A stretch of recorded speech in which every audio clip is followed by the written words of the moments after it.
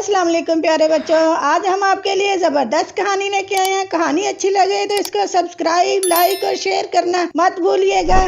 ایک چھوٹی سی بچی تھی، اس کے ماں باپ مر چکے تھے، وہ بیچاری گھر میں اکیلی رہ گئی تھی۔ ایک امیر آدمی کے گھر میں اسے بہت کام کرنا پڑتا تھا۔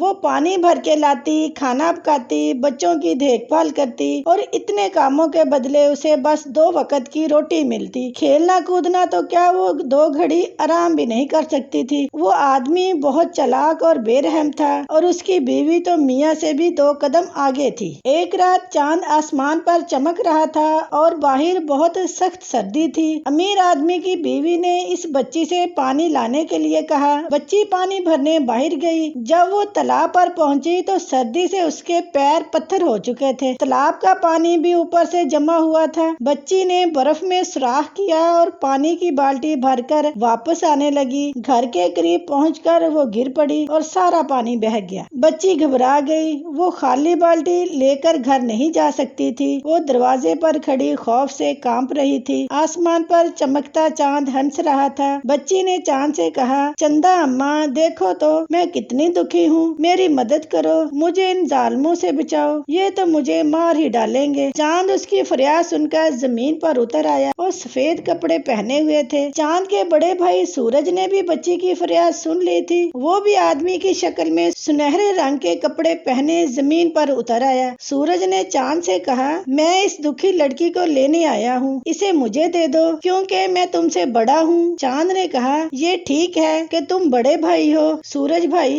لیکن اس وقت رات ہے اور میں رات کا بادشاہ ہوں۔ اس بچی نے مجھ سے مدد مانگی ہے، اس لیے میں اسے اپنے ساتھ لے کر جاؤں گا۔ چاند بچی کو اپنے بازوؤں میں اٹھا کر آسمان کی طرف اڑ گیا۔ جب سے وہ ننھی بچی چاند میں رہتی ہے۔ پیارے بچوں، جب تم 14ویں کا چاند پورا دیکھو گے تو اس میں وہ ہنستی گاتی ننھی بچی نظر آئے گی۔